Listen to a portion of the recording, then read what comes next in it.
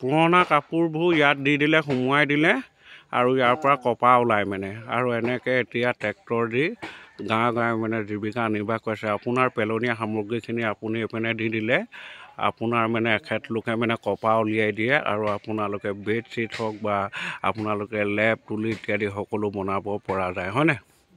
আপোনালোকে ক'ৰ পৰা আহিছে?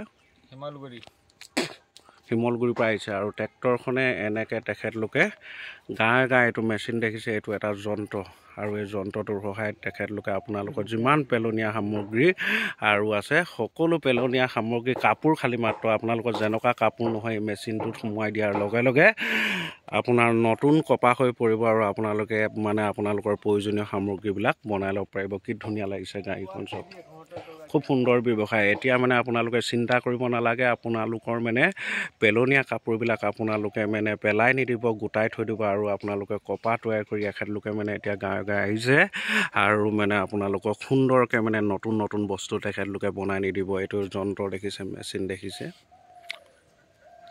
এই যন্ত্ৰটোৰ সহায়তে তেখেতলোকে আপোনালোকক নতুন মানে কাপোৰ উলিয়াই দিব আৰু নতুন কপা তৈয়াৰ কৰি দিব। চ' ফ্ৰেণ্ডছ, বাই বাই। ভিডিঅ'টো চিম্পুল এটা দেখাওক। ভাল চিম্পুল দেখা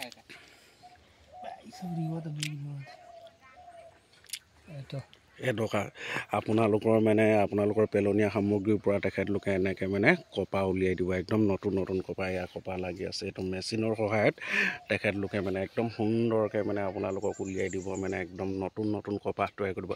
আপোনালোকে পেলনীয়া মানে আপোনালোকৰ কাপোৰবিলাক অনুৰোধ কৰিছোঁ পেলাই নিদিব, তাৰ বিনিময়ত আপোনালোকে পুনৰ নতুন কাপোৰ বা নতুন আপোনালোকৰ প্ৰয়োজনীয় সামগ্ৰী আপোনালোকে এই মেচিনত বনাব পাৰি। 1 কিলো আপোনালোকৰ এই মেচিনটোত কপা উলিয়াবলৈ হ'লে তেখেতলোকে লৈছে কেইটকা লৈছা? 120 টকা, 170 টকা লৈছে। 170 টকা। আপোনালোকৰ যিমান পেলনীয়া কাপোৰ আছে এই মেচিনটোত সোমোৱাই দিয়াৰ লগে লগে এনেকুৱা আপোনালোকৰ কাপোৰ ওলাব আৰু কপা ওলাব আৰু কপাটোৰ দাম এখেতলোকে ল'ব মাত্ৰ 170 টকা আৰু এখেতলোকে চিলাইটো আপোনালোকক ফ্ৰী কৰি দিব, মানে কাপোৰো ফ্ৰী দিব। আপোনালোকৰ যেনেকুৱা কাপোৰ নলয় তেখেতলোকে ফ্ৰী দিব আৰু চিলাইও আপোনালোকক ফ্ৰীকৈ দিব। চ' ফ্ৰেণ্ডছ, এইটো মেচিন এতিয়া বৰ্তমান নাজিৰা মহকুমা, শিৱসাগৰ জিলা নাজিৰা মহকুমা এতিয়া গাঁৱে উপলব্ধ।